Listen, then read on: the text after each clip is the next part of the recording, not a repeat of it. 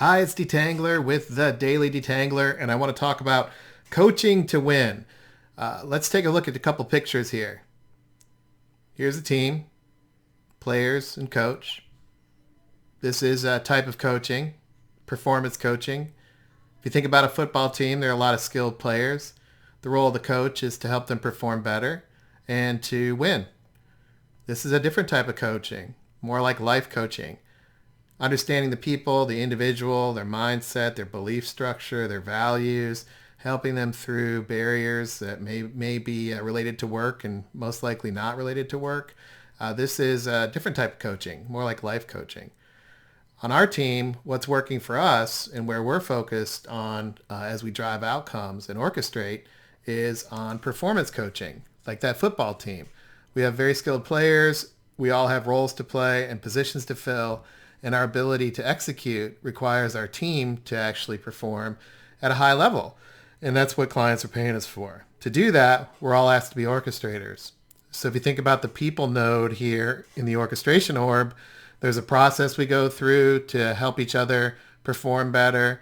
There's technology that we use to help each other, such as this video, the Daily Detangler, and the technology that I'm using to shoot this. And then there's information that we provide to each other. And I think when you look at the information piece in regard to coaching, that's a huge piece of what's really important to people, the inputs they get and how they receive those inputs and the information. And then also the process we followed and how structured that process is. So coaching isn't a manager's job. Coaching isn't the team leader's job.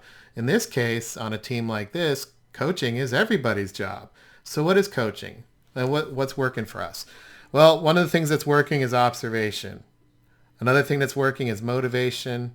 And the third thing that's working is development, and specifically developmental feedback. So for example, when we're on calls, we'll often debrief after the calls. We'll talk about specifically what we observed in the call.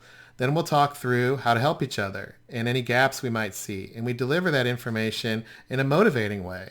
And then we also think about blind spots or ways in which we could be better, and we provide input and advice to help develop each other so that our client can win and our client can be successful.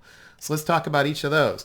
Observation, seeing what's working, building off of what's working, reacting to work in flight. That's working well. Using examples from shared experiences. If you think about the recent calls that we've had and what we've seen from the IQVIA perspective and how those reactions that the executive leadership team is providing, those observations and taking time to specifically debrief and even unpack those situations allow us to have a shared experience.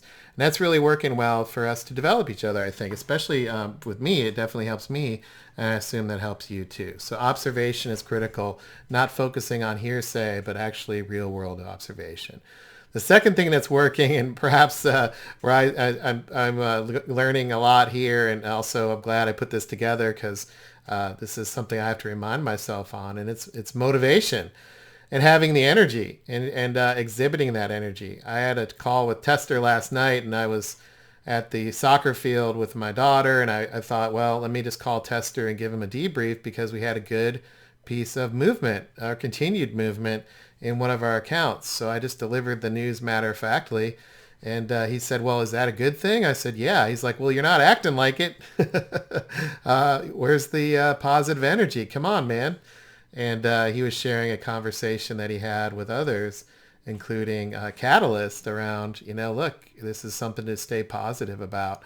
Yeah, it's hard work and it can be draining energy-wise, but a good reminder there of how we show up to each other and injecting positive energy, right?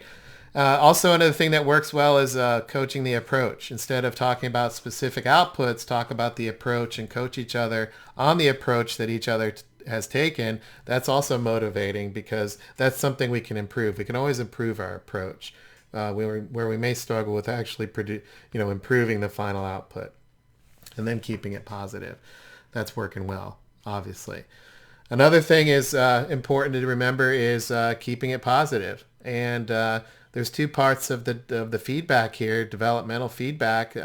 One is it's developmental. It's not correctional or inspection oriented. I think we do a really good job at developmental feedback to each other. How can we develop? And I think for me, it's important to remember that I want to make sure I keep that in check, that the feedback that I get isn't a criticism, it's developmental in nature. Also, I want to make sure that I separate my idea from my own personal, identity, in that the idea is what's being discussed. So I need to take the feedback positive. And remember, we're on a high-performing team.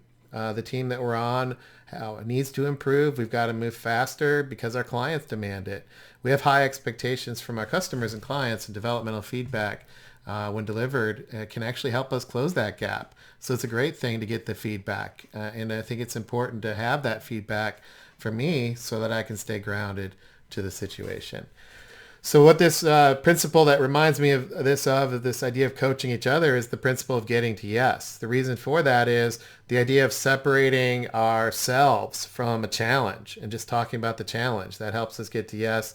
That helps us observe, motivate, and give feedback. Also, the idea of keeping our emotions in check. There's a lot of stress, a lot of anxiety in our client accounts. The idea of getting to yes quickly helps me have positive energy to be able to keep my emotion in check, to feel like I'm making progress without injecting that anxiety back into the discussion. And then I can really escape this idea of constant reaction, and doing. Getting to yes helps us think about the principles and the outcomes, and it allows for other people to inject their point of view from other roles so that we can move forward in perhaps a way we didn't think of, but it's important for the win. Because remember, we're in performance coaching for the team to win, which means the team is coming first and the client's coming first before our own individual skills.